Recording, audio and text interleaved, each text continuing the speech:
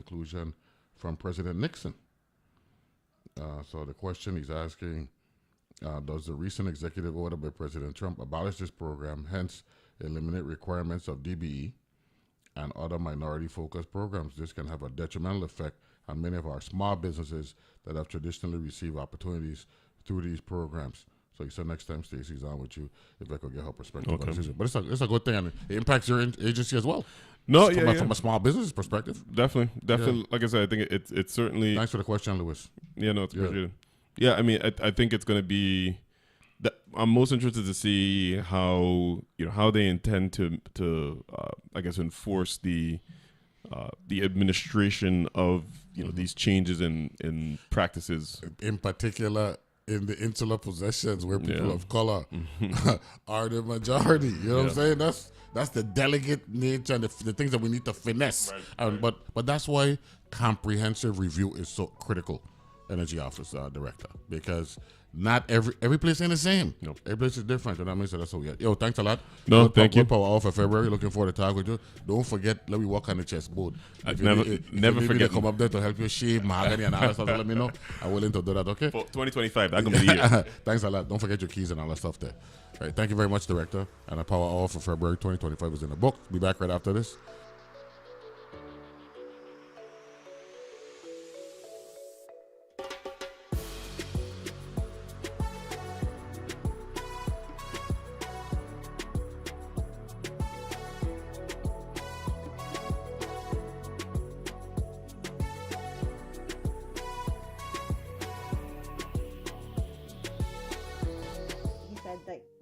Was constantly coming out of the burn pits 24/7. And my reaction to it was like, wow, that doesn't sound very safe.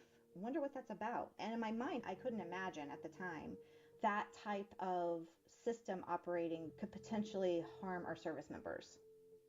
Journalism that seeks and reveals. That's On Point with me, Meghna Chakrabarty.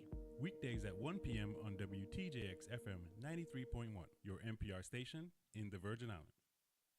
Morning Edition takes you across this country and around the world with stories that keep you informed and the context to understand what matters. The news comes at you quickly, but we slow it down to examine each story from different angles and give perspective on what might happen next. A brand new day comes with new possibilities and a new edition of Morning Edition from NPR News. Morning Edition, weekdays at 5 a.m. to 8 a.m. on WTJX FM 93.1. Good morning. This is meteorologist Russ Fernley with your WTJX local forecast for Friday. This is the 7th of February. Sunshine, partly sunny at times, maybe an isolated shower, middle 80s this afternoon. East to northeast winds at 10 to 20 miles per hour. It'll be partly cloudy with isolated showers, middle 70s tonight. Partly sunny with a risk of showers, mid 80s tomorrow. Showers likely tomorrow night, middle 70s. It'll be partly sunny. There's a chance of showers on Sunday with high temperatures 82 to 86 degrees. Rip current risk remains moderate today, so take care if you're headed in the water. Take WTJX on the go with the WTJX app. It's available for download from both the App Store and from Google Play.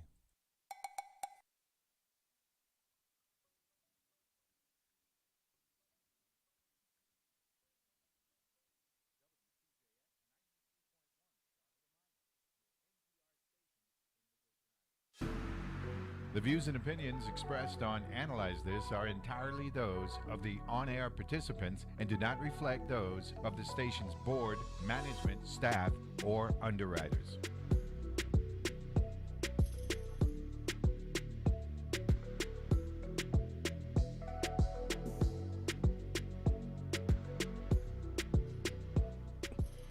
And we're back here on Analyze This. I want to thank the Energy Office Director for joining us for the February edition of Power Hour. Programming notes for tonight on Channel 12. We got the PBS News Hour at 7.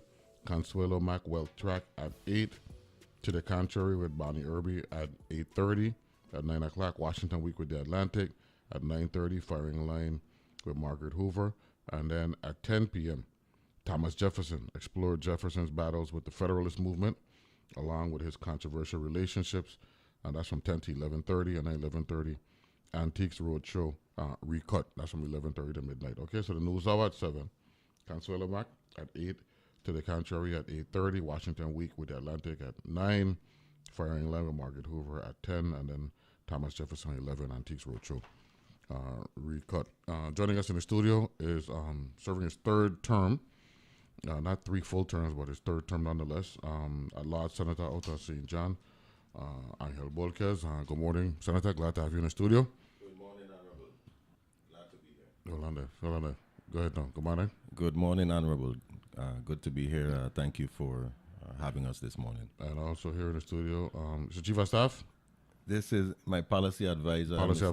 Marcelino Ventura. Mr. Marcelino Ventura. Mr. Policy Advisor, good morning. How are you? Senator, how are you doing? I'm doing well. So, congratulations. Third term. Thank you. Thank you. You're trying to be modest this morning? Well, I want to thank you and thank the people of the Virgin Islands and of course, the people of St. Croix that supported me in this venture to serve you once again as your Senator at Large. How was the 35th legislature, looking back?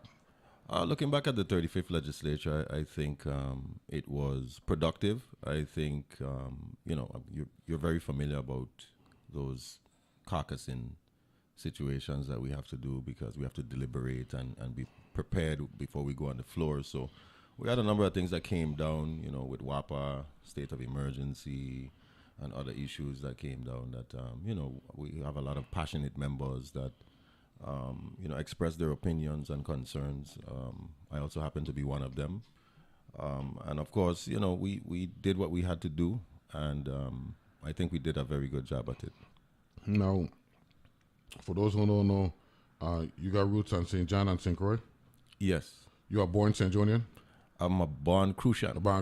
Yes. Okay, that's what I left St. Croix at seven and a half years of age. I attended Lumocos School, and from there I went to St. John, where my mother is from. Mm-hmm. She came here and went to Central High School between 9th and 12th grade. So mommy from St. John, daddy from St. Croix? Yes. Okay, and good. she met my father here, and but when they divorced, I ended up leaving with her, with my other siblings, and living on the island of St. John ever since. Okay, good. So you've lived on St. John from childhood?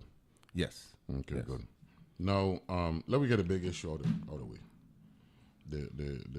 And fortunately for you, you weren't a part of it, which is the salary issue, the public compensation. This issue took on a life of its own in the term before you got there. I think you came in late in the 34th, correct? That is correct. And what had happened in the 33rd was, because of politics, there was legislation that ultimately resulted in Act 83-84 that reestablished some timelines and parameters for when salary raises would go into effect and when the commission actually would meet and submit the recommendation and all that stuff. So I just want the public to know, right, that this whole thing predated the senator. Having said that, and you've been a senator now, as it relates to the workload and the looking at salaries for the governor and the lieutenant governor, as opposed to that of senators, even though all are hired the same way. And I think that's a factual statement, right? Definitely. Right, via the election process, right? How that whole thing came about. Talk about, are there any pros? Clearly there were definitely cons. Talk about how you saw this whole thing developing and why it mushroomed into something as controversial as it did. So from my vantage point, if I can say it that way, being that you've already said what you said in the sense of I was not a part of it, but nevertheless, we inherit these issues, we inherit these problems, we inherit these challenges. In reference to the salary raise, there was also coincidentally, which was not mentioned, a shortening of the period of time from 180 days to 90 days, pertinent to when it would, quote unquote, go into effect. Yeah. Yes. So I think that also caused a lot of what we're experiencing today. The language may not have been the best language to utilize for You're referring to the non-action. Yes. The non-action terminology. Yes. That was as it relates to effectuating. Yes, sir. Yeah. That was not the best language to use. Obviously, that's why we have this quandary that we're in right now today.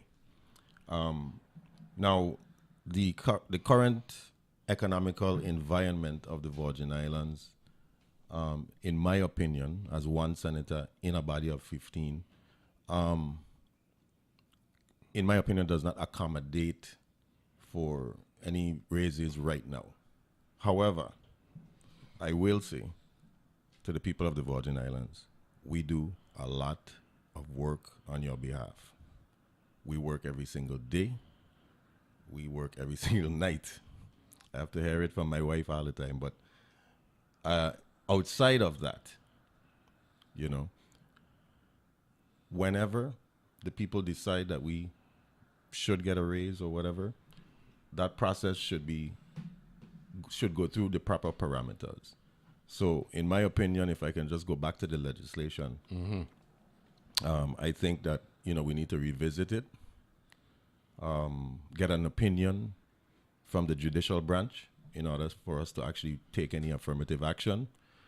What I have heard is, the Senate President has sent a letter to the governor requesting that if in fact there was a raise that was given on that level, to please reverse it.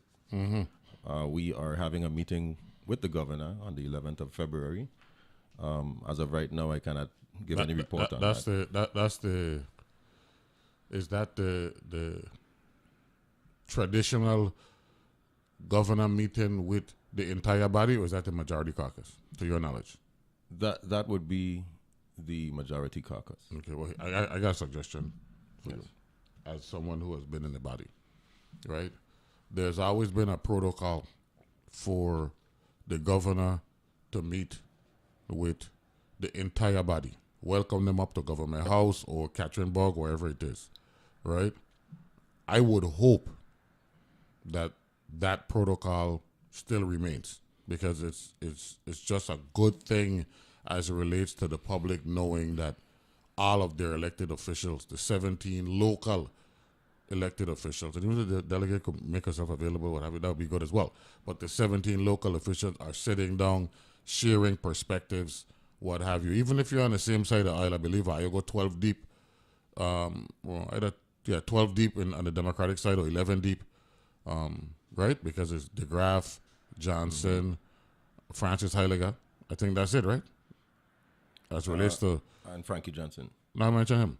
You're right. Yeah. Let me say it. Johnson, DeGraff, Heiliger. Yes.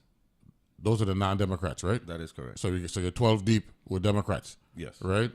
I just think, just as a suggestion, and I can't tell her what to do, but it would be, in the best interest of camaraderie and the electorate, right? Basically sending IO to lead, that IO sit down and rap, because that's something that we used to do all the time. Then, of course, the governor can meet with the majority, can meet with the non-majority, what have you, but that's just my thing. So I just went back to double check the letter, and it is the full body. The full body. Just for the okay, that's good. For the record. Sorry. No, man, no. I good with that. To make sure. I good with that. Thank you. That's it. No. That's what I thought, because I think if in fact Government House has folks working there who understands protocol, that's the way it should go. Then you meet, but not prohibiting the governor from meeting with you on Monday if you want, right? Or I just happen to be Tuesday, right? This meeting is Tuesday. The 11th. The 11th, right? Yes. Tuesday the 11th. So that's a good thing. But we need closure on this particular issue, because the last thing you want is something like this keep hanging around while and all that stuff. I do want to say this though, because you mentioned a lot of work. The reason why the legislature has a lot of work is because we don't have municipal government. Follow what I'm saying? We don't have zoning boards, all that stuff. So are you dealing with zoning? Are you dealing with all these other things, right? And as a result of that, the workload is unquestioned. Yes, sir. And in addition to that, we're a full-time body. Yeah. We're not a seasonal body like many other legislatures across the nation. So that's required because we don't have the municipal government. We don't have the local government that exists in a lot of other jurisdictions. In addition to that, we're a unicameral legislature. That's right. And in other jurisdictions, you have bicameral, which then you have a season where each cameral would take over and do their part. Yeah. So Now, the biggest issues facing St. John, as we speak, are In no specific order, the clinics, sounding good, man. healthcare, I like that one. No specific- education. Yeah. We want our school to be built. The disaster recovery progress has been, I would say, slow. I won't say stagnant. I won't say that it hasn't happened. But we've had a disaster recovery project, which is the Head Start on St. John. I have spoken to Director Octolin, and I've also spoken to the governor as of late, because this go around, when I'm serving you for the next 2 years, I have changed over to the Committee on Disaster Recovery. I was on housing before. I started out as an employee under Senator Marvin Blyden. So when I became a senator, I served on that committee twice now. But I haven't seen the movement I would like to see for disaster recovery, not only on the island of St. John, of course, but predominantly that is my residence. That's where I need to put some more focus on. And we've only had one disaster recovery project. So I've shifted over to that committee to apply some pressure. What committee are you chairing, and what committees are you on? I am the chairman of the Committee on Culture, Youth, Aging, Sports and Parks. I'm the vice chair of the Committee of Economic Development, Agriculture. I'm the vice chair. Also, I was the vice chair previously.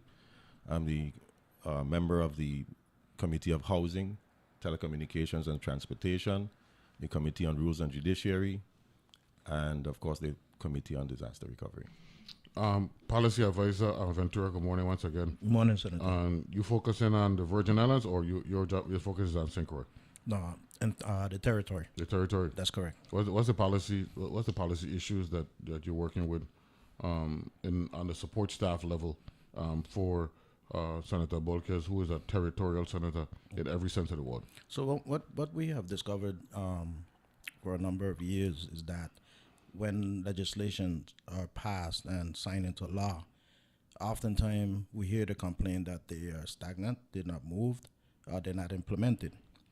So we have taken it upon ourselves to now get with those pertinent agencies that these legislation affect and the supporting entities to bring them to fruition and implement those legislations. So that's where we're at. So that's an office mandate? Yes. Within our office, yes. Okay. Yes, Senator. Yes. And to Mr. Ventura's point, of course, as my policy advisor, he advises me on a number of matters and issues. Because, as you know, as a former senator, your day is not always the type of day that the office would have. You have to be available and accessible and be in meetings and hearings and so forth. But we decided as an office that, making sure or assuring that we're able to try to assist in the implementation of any law that we are specifically responsible for as a primary sponsor is something that we should focus on. We won't be able to do it for everything, but in some cases we may be able to do it for some. And in this specific case, we're actually doing it for Act number 8798, which is the Safe Haven Newborn Protection Act. What's the number for the act? Act number 8798. 8798, okay. Yes. And this act, for the record, the Virgin Islands now joins the National Newborn Safe Haven Alliance. Prior to the act being implemented, every state and every other territory was a part of the Safe Haven Alliance. Now the Virgin Islands joins the Safe Haven Alliance. It accesses the services and programs and, of course, federal funding to assist mothers who have experienced any number of issues, to include substance abuse, mental health. They may have been raped, underage pregnancy. And the fact of the matter is, if this woman, whether she's younger or older, is not able to take care of a child that she is going to have or has had within a certain time period, she is able to legally rescind or relinquish the child over to any of what would be considered the safe haven, what do we call them again? The safe havens, basically. Those safe havens are police stations, fire stations, hospitals, whereas the mother would be able to relinquish the child legally and still have a certain amount of time to be able to get themselves together. It depends on their issue, you know. So if it's a situation where you have a substance abuse problem, if you're able to go through the protocols and be evaluated by a social worker and along with medical experts, and they check to see what your sufficiency is mentally, and you're able to pass, and you've been able to do that and sort of catch yourself again, if we could say it that way, then you would be able to get back your child. No, was this modeled after national legislation? We looked at national legislations for different jurisdictions. Of course, the Virgin Islands is different from other places, but there's uniform legislation. There's a uniform commission that we used to use from time to time to implement local legislation. Was that used, or was this just in office research and putting the language together based on what the Safe Haven Alliance suggests? We did a bit of both, actually. We looked at different jurisdictions. We looked at Florida. We looked at the other territories. We looked at Puerto Rico. We looked at Guam, Mariana. You know, because we felt that the territories would sort of more understand what our needs are because they are island districts. Island jurisdictions. Jurisdictions. Thank you. But for most part, we looked at those island jurisdictions, and we sort of got with the Department of Human Services, which was a huge help. The Deputy Commissioner Benjamin was a huge help, along with the commissioner now. But there was a transition between commissioners while we were developing the bill. That's right. Yeah. We'll take a break. Come back. We got at Large Senator Angel Bolques from out of St. John joining us, serving his third term in the legislature. We'll be back right after this.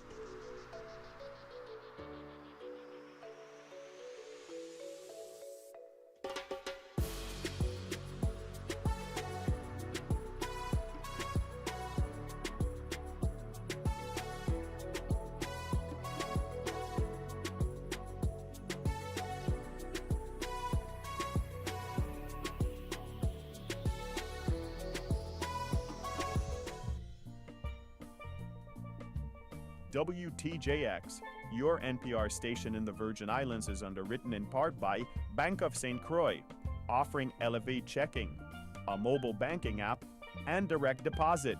Online at bankofstcroix.com. Bank of St. Croix is proud to support public media in the Virgin Islands.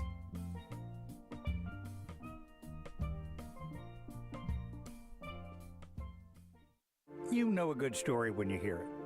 Makes you feel, laugh, think. Sometimes you get a little teary. I'm Scott Simon, host of Weekend Edition Saturday, and each week we bring you stories from around the country and around the world. Stories that help you learn, make you smile, catch you by surprise. Please join us every Saturday for the news you need and the stories you won't forget. Weekend Edition, Saturdays at 9 a.m. on WTJX FM 93.1, your NPR station in the Virgin Islands. Ready to put the pedal to the metal? Go full speed ahead with MotorWeek. Whether you want a cleaner commuter, a family-friendly hauler, or to keep your drive running longer, this is actually a great trick for extending the life of your engine. Our experts have you covered. Hit the road, track, and trail with us every week. I'm John Davis. Never miss a mile of MotorWeek. Tune in Saturdays at 3 p.m. on WTJX TV Channel 12. This is the WTJX FM Community Calendar. Friday, February 7th, beginning at 6 p.m., a Night to Shine prom night for students 14 and older with special needs will be held at the St. Croix Montessori School, formerly St. Dunstan's in Christiansted, hosted by the Tim Tebow Foundation. Call 340-718.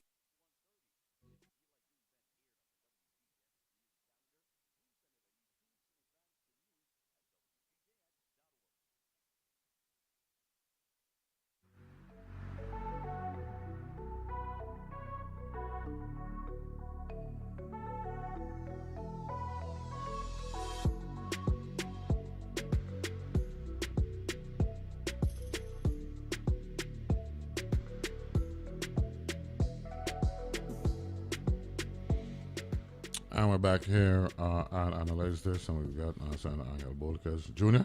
Yes, sir. Joining us here in the studio along with his policy advisor, Marcelino Ventura. Mr. Ventura, you worked in law enforcement? I was an emergency first responder. Emergency first responder. You are a fireman? Retired deputy fire chief and current director of operations for the Caribbean Fire Chiefs Association. Oh, really? Yes, been there for directors for the past 15 years. Okay, that's good. I like that. Senator, the property tax issue in St. John, is that still, unfortunately, an issue that you're dealing with? It is. It is. It has been an issue that has existed for many decades. You know, I have been trying to wrap my head around different strategies or ways that we could try to bring these property tax issues on the island of St. John down. Some of the ways that there's an easy fix on that, man. It's easy. I don't know why it's so hard for people to process the suggestion that we've made. We made from in 2008, and it's a real easy fix. And I'm going to articulate it again now. Right? We have a formula, right, to determine property tax in the Virgin Islands, right? So whatever the formula is, right, based on the amount of acreage, what have you, right, that determines your property tax obligation to the Virgin Islands. Our thing has always been, and this was me, Ronnie Russell, even Positive Nelson, who was on the other side of the aisle, Juan Figueroa Seville, Basil Atley, Lewis Hill, what have you, that because the Park Service takes up whatever percentage of the footprint on St. John, right? We should multiply the calculated dollar amount times that percentage, and then that would determine your property tax. In other words, if we got 3 equal sizes of property, the 3 of us, Marcelino Ventura living on St. Croix, I living on St. Thomas, you living on St. John. And equal size, what have you. And it's determined that our property tax as calculated by the formula is $10,000 for all 3 of us, just for the purpose of discussion. That's a big number to begin with, but just using that. I use that big number because I want to apply the percentage. And on St. Croix is 3% national park. And on St. Thomas is 10% national park. And on St. John is 65% national park. If you multiply the 3% for Mr. Ventura and St. Croix, right, that means we're reducing, right? We're multiplying that $10,000 is the number we're using, right? Yes. Times 3%. You follow what I'm saying? Times 0.03, right? For me and St. Thomas, 0.10, because it's 10%. And St. Thomas, that's the number we just use it for discussion. But St. John, real big issue is the Park Service. That's why I use that big number, right? At 0.65, right? So we're reducing $6,500 off of his $10,000. We're going to reduce $1,000 off of mine, and we're going to reduce $300 off of yours. To me, it's a very simple thing. And the reason why you should use, and the Park Service, the size of the Park Service footprint should be used is because it impacts the amount of commercial land for development and residential area on St. John. I don't know why this thing is so difficult. I must be missing something. Now, I know the issue at the time in 2008, and I sound like a damn soapbox, but it's really frustrating because this is 17 years ago. We were called into special session by Governor DeYoung, right? Here's the real issue that was bothering us on our side. In particular, Senator Nelson was the finance chair at the time. When the legislation was submitted, or when they were talking, the discourse was going on, the goal with property tax was about raising property tax revenues from 50. We were collecting about $50 million, and they wanted to raise it to $60 million. You shouldn't be using property tax as some vehicle or some mechanism to want to keep raise government money. going, yeah. You should be using property tax as a means of the civic and the contribution that everybody making into the treasury so that we could pave the road them and build schools. Correct, Right? yes. That should be my premise. So that was the argument that we had with Governor Young. No, me and Governor Young rarely got along. Right? But that's not the issue. The issue is about basic fairness. So I heard these terms that the current lieutenant governor was using, because he was trying to work on it when he was a senator as well. Lieutenant Governor Chicanza Roach, circuit breakers. We don't need to gain all that technical knowledge. I mean, technical vernacular and all that stuff. We just need to look at the footprint. And you live on St. John, Senator. I using 65%. I see a footprint. I was speaking with Senator Potter about it. That footprint looked like it closer to 75%, man. Yeah, it just definitely. yeah, man. That's a big footprint the national park got on St. John, my boy. You know what I'm saying? That's the terminology we use. I suppose it's Senator, right? Senator. You're just saying Senator. You check. So let me fix this thing once and for all and use the size of the park service as the determining factor for ultimately calculating what St. Johnians or Virgin Islanders, because we're using the park service. Because the park service laws apply territorially, right? That's your understanding, right? Yes. Right? Like what we are dealing with in Christians, that we used to be able to park on the waterfront. Can't park anymore. You follow what I'm saying? So I don't know how you think about that, but I just think we've complicated something that we could fix rather easily. Well, Mr. Large Senator. And I will let you know that I've taken notes to. Yeah, I saw that. So mentioned. I appreciate that. You know what I mean? But in addition to that, here are some of the things that I am aware of that can potentially help an individual who may want to see some sort of discount. We know that the Lieutenant Governor's office always, yearly, every year, offers a homestead discount. Or but and why we're talking about is in addition to those areas where you're eligible for tax credits, I think they call it. Yes. Right? Tax credits. Right. And once you apply, and matter of fact, the deadline is March 3rd for those who are I listening. think veterans, homestead, a number different, right? So you can get a discount on your property tax that way. Secondly, if you know that you already have fruit trees on your property and you are sort of semi-farming, if I can call it that, you can go to the Department of Agriculture, get a license for $1. Yeah. $1. Let me say it one more time. Get a farming license for $1 and you're farming on your residence. And once you farm on your residence, you apply to get an agriculture discount. The individual from the Department of Agriculture will come to your home to assess how much of your property is considered quote-unquote agricultural land, and you will receive a discount on your property tax for your property based on that percentage. So, for instance, for the sake of this discussion, let's say you have a 1 acre lot and you're farming on 50% of it. You will get a 50% discount on your land, on your property tax. So that is one of the things that I've been trying to share with people on St. John because, of course, of how high the taxes are there.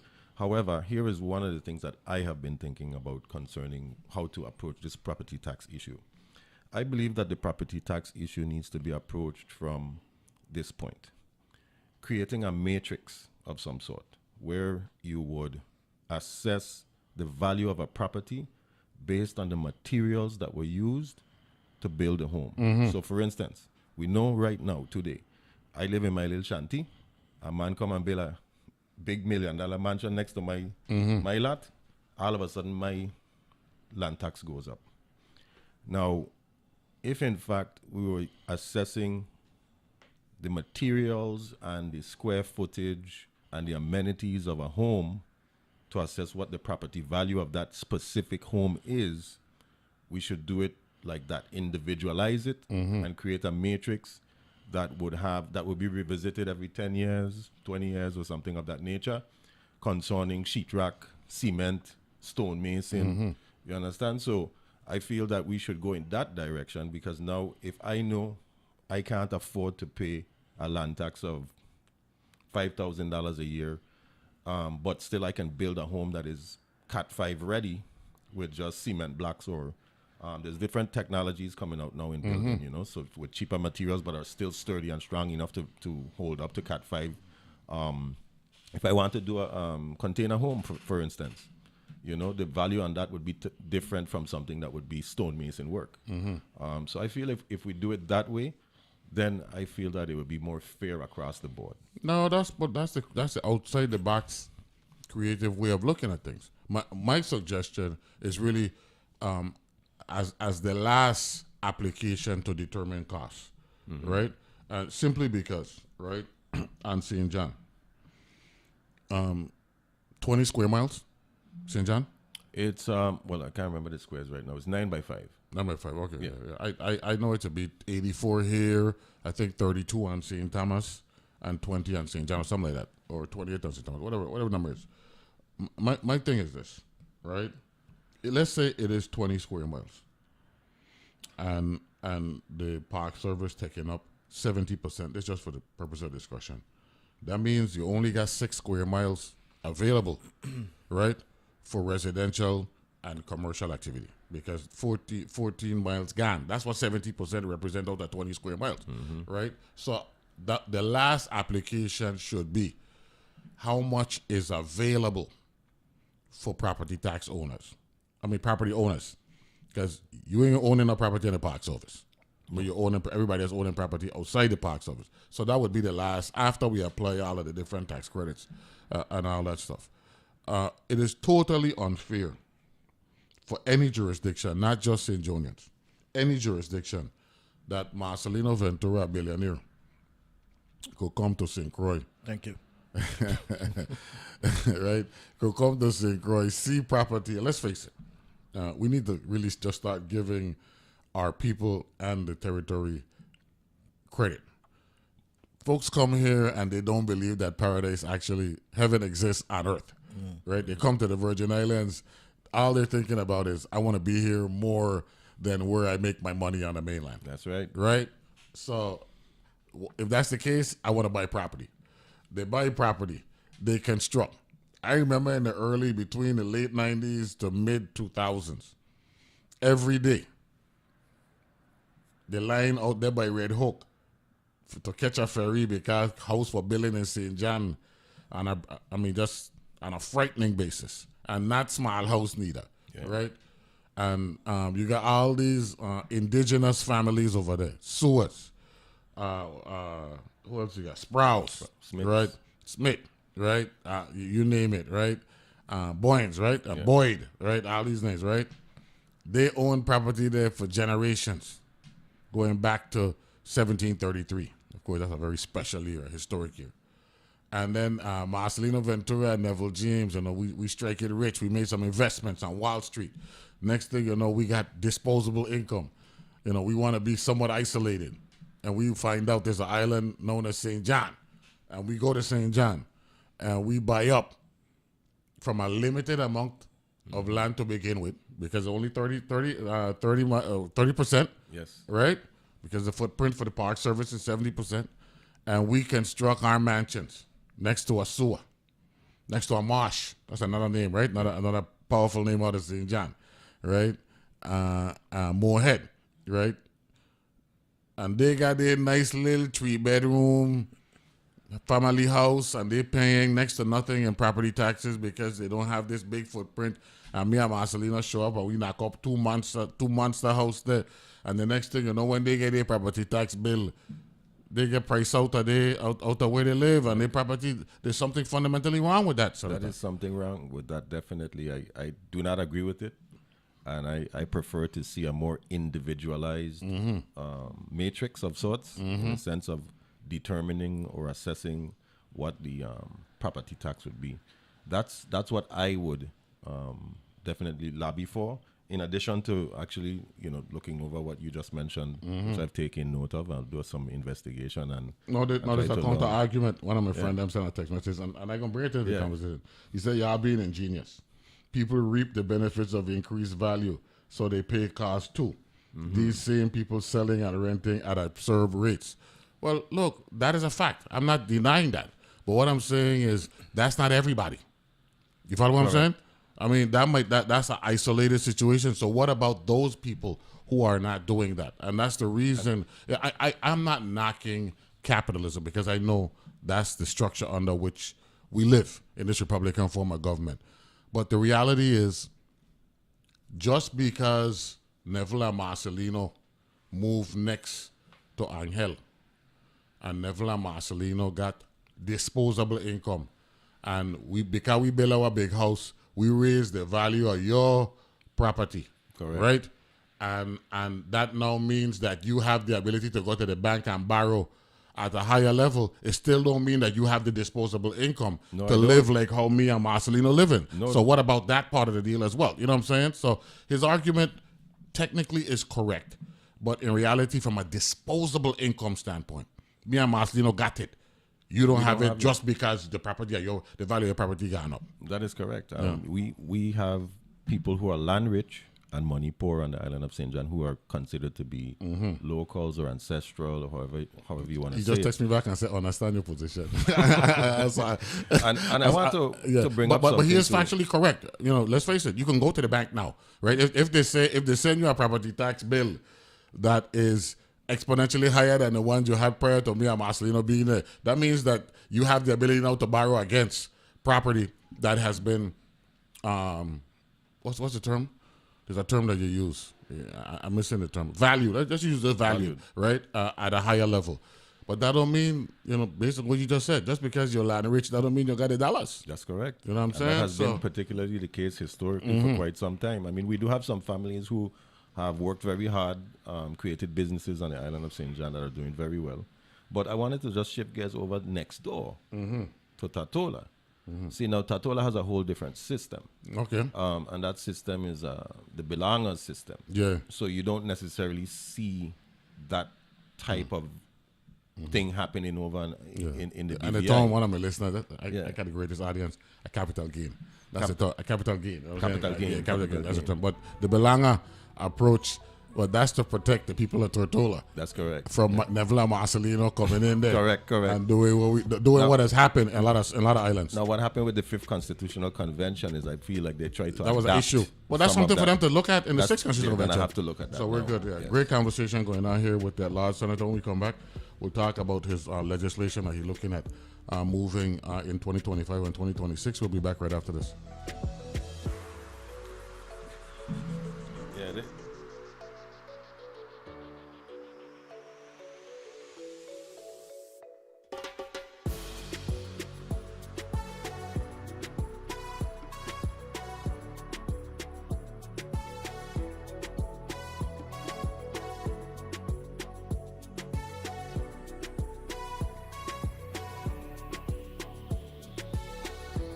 Virgin Islands Energy Office is committed to delivering relief now to Virgin Islanders who want help ensuring their energy security. As the territory's sustainable energy policy lead, the office is working to put in place the infrastructure needed to support the adoption of electric vehicles, residential battery energy storage solutions, and the green workforce needed to service these technologies. Visit their website at energy.vi.gov about how you can access energy-efficient appliances and battery energy storage rebate programs. Weekday mornings are a juggle, sometimes even a struggle.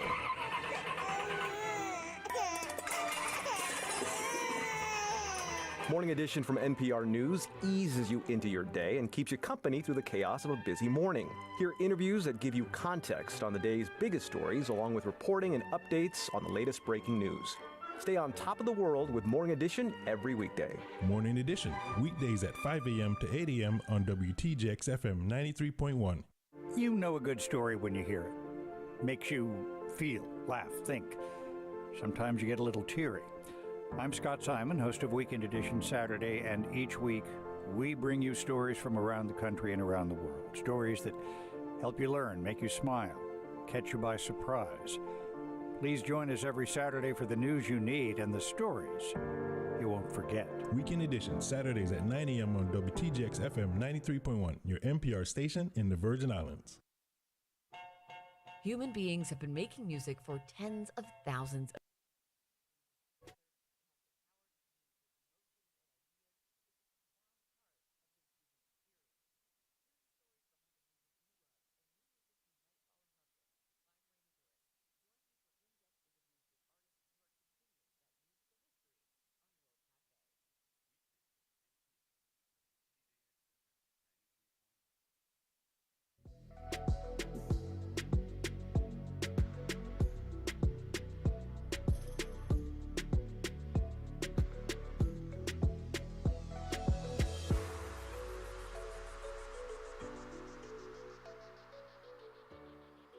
And we're back here analyze this on a conversation with the Large Senator, Senator Angel Bolques Jr.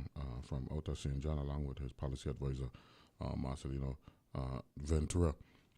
So you mentioned the safe haven. What happens in 2025 and 2026 as a result of this act now being law? Thank you.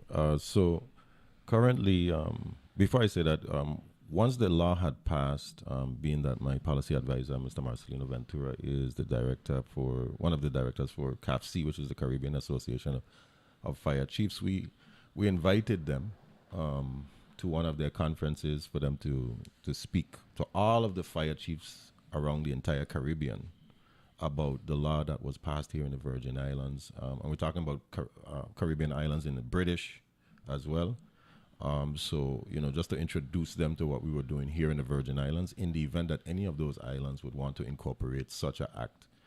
So that was a very great opportunity for them to learn about what we were doing here. In addition to that, we organized, Mr. Marcelino Ventura was the point of contact to organize for the National Safe Haven Alliance to come here to the Virgin Islands to actually conduct a training with all first responders. That's happened yet, or it going to happen? It's actually coming up very soon. I'll let Mr. Ventura give the details. Yes, so the training for the implementation will be next week. We'll begin on St. Thomas on the 13th at the Omar Brown Fire Station. We will have the pertinent agencies that are going to be there, all who are responsible for the Safe Haven Alliance implementation. And then on the 14th, it will be on St. Croix at the Vitima headquarters. And I would like to say that our office partnered with Vitima to get this training done. The representative for Safe Haven Alliance will also be at the Ag Fair on the Saturday, and they will be distributing pamphlets and stuff at that venue as well. So just to go back a little bit to what the senator was saying, I became aware of Safe Haven during one of our business meetings for the Caribbean Association of Fire Chiefs in Miami several years back, when we visited one of the stations over there and, became aware of this program.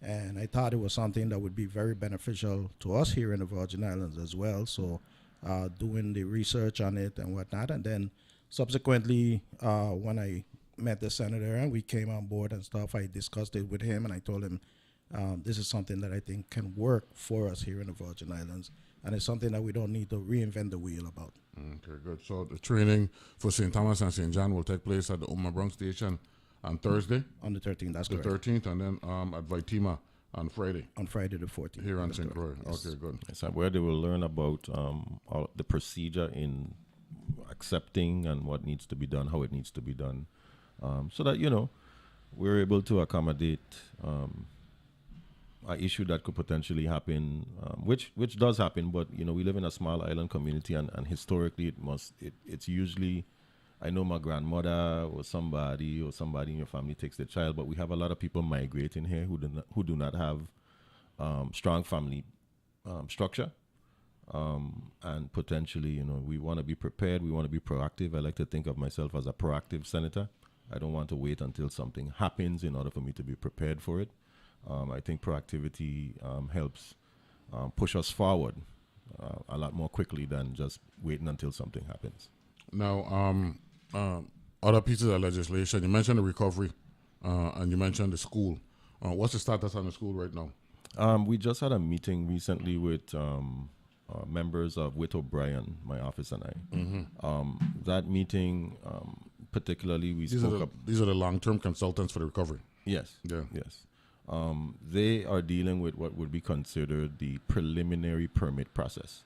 And what that consists of is, all of the permits that they need in order to be approved before the digging of any, or what do you call it? Breaking ground. Breaking ground, yeah. Shoveling the ground. So with that project, we're looking at anywhere between 6 to maybe 9 months of the permit process. Why? Because the design already done? The design is mostly done. Okay. It's mostly done.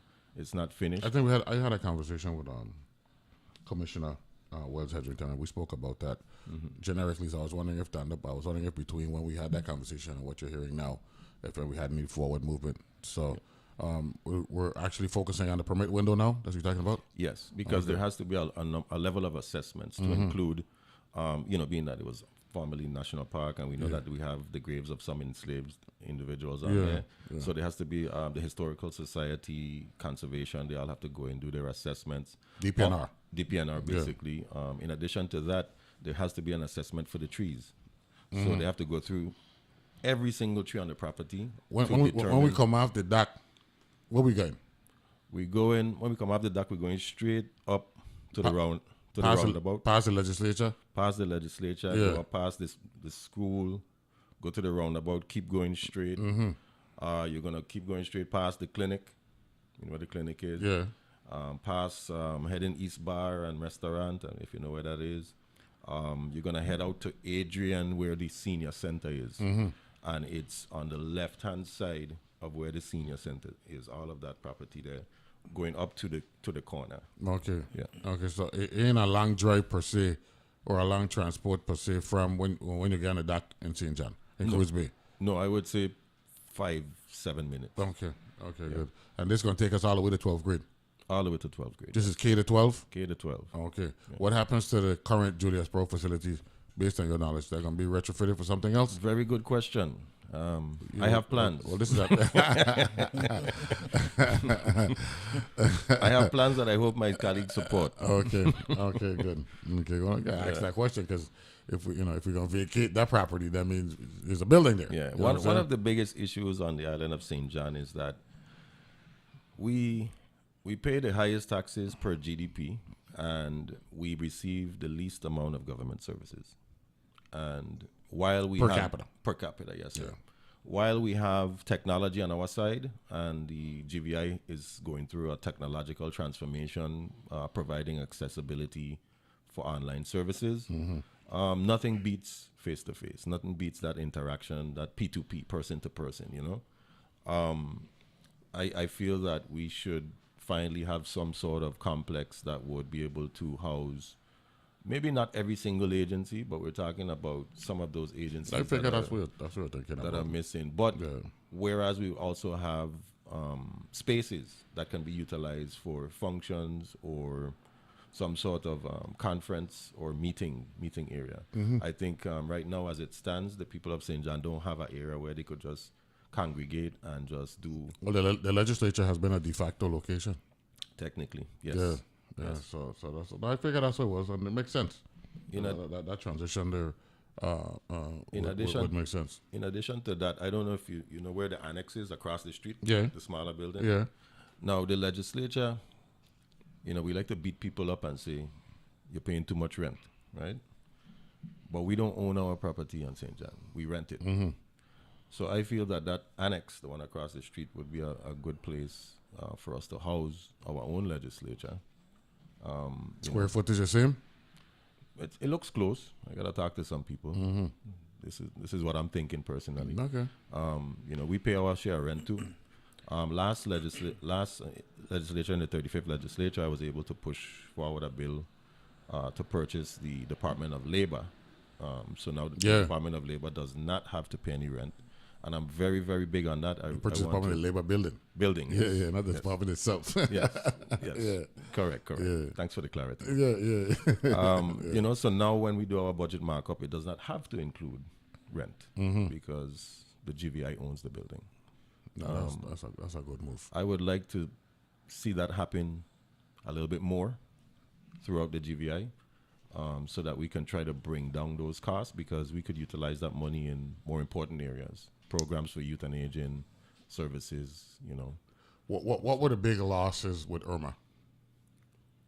On St. John? St. John, yeah, St. John. In Irma, okay. So the Human Services Multi-Purpose Center, it was already going down, but it really took the brunt of it at the tail end, in the sense of going to a facility that we barely can use right now. And right now I'm not comfortable with people even being in there.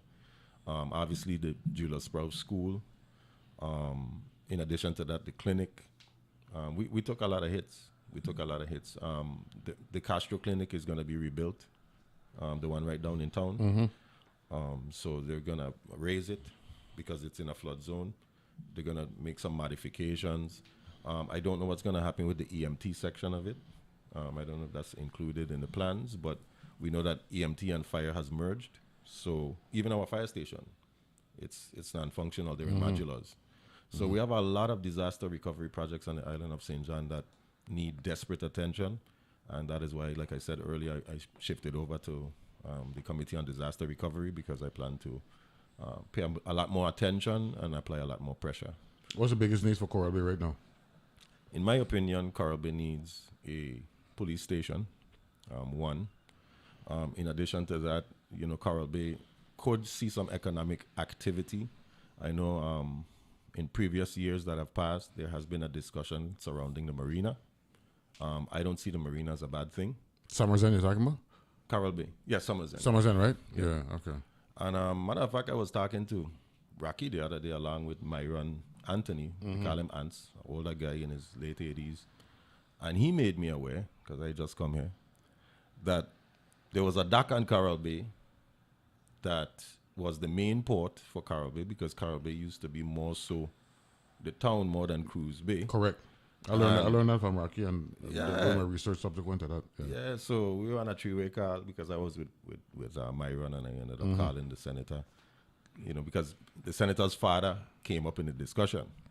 I learned that he used to chase cows. Yeah.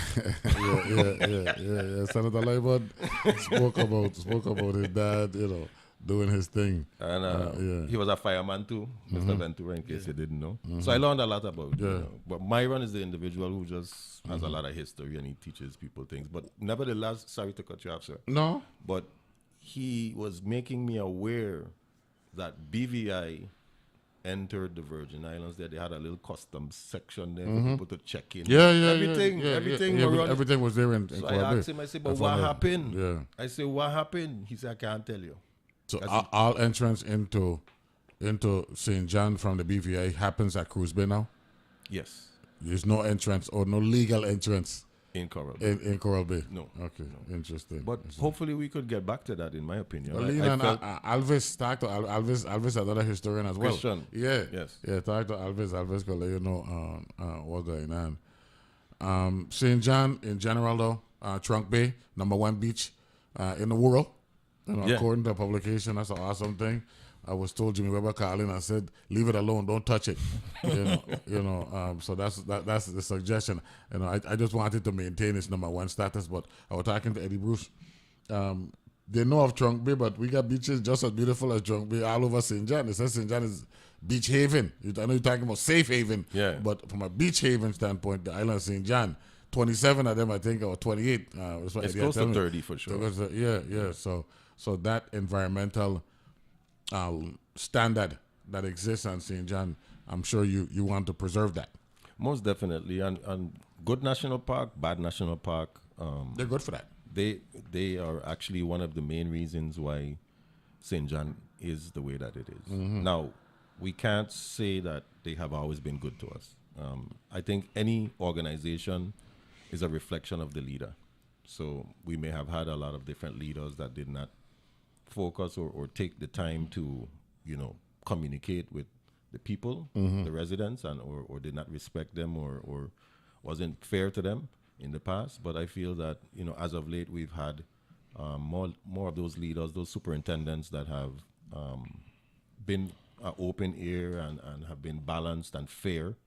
And I think that if we continue to build relationships between the government of the Virgin Islands and the national park, that we'll be able to try to right a lot of those wrongs and try to fix some of those issues that we experience. I'm not saying that they're going to happen overnight, but nevertheless, there are things that we need to work on. Right now on St. John, we have a big issue with the national park wanting to implement a 3%, I don't even want to call it a tariff.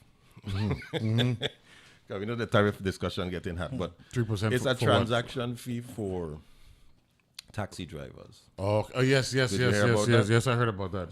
My office and I are having a meeting coming up, I think Monday, with them and meaning the national park and taxi drivers. Okay. So you're gonna mediate that? or at least attempt to? Yes, I will. So the issue is that the national park is saying that, and this goes for even maritime sector, for boats that come in that deal with passengers and so forth. But in the taxi realm or industry, I don't think. Well, we have to discuss it, but it's a little more tricky. Here's what you do: you conduct a meeting. The reason why I focus on St. John today, because you are a large senator, so you have issues to look at for St. Thomas and St. Croix as well. But I wanted to focus with you on St. John today, because we're getting other senators on, and they'll focus on their respective district, and then when you go come back afterward, and you could talk about what you're doing outside of St. John for St. Thomas and for St. Croix. I wanted to give them that chance first. So that's why I was peppering you with questions. Of course, but I'm doing a lot of things on St. John. Yeah, I know that. So I want to thank you for making some time to join us. Looking forward to getting you back so you can speak to what you do for St. Thomas and St. Croix as a territorial senator, elected as such. I want to thank Mr. Ventura for joining us here as well. My pleasure. And congratulations once again, and work hard for the people of the Virgin Islands. Yes, I will, and thank you so much, and thank you to WTJX, and of course you, Neville James, for always. Thanks for supporting us, because every time we have a remote, we've had 2 remotes, and you've been to both of them, and I appreciate that. Yes, sir. So thank you very much. Enjoy the weekend, everybody. Be good, be safe. Talk to you on Monday, God willing.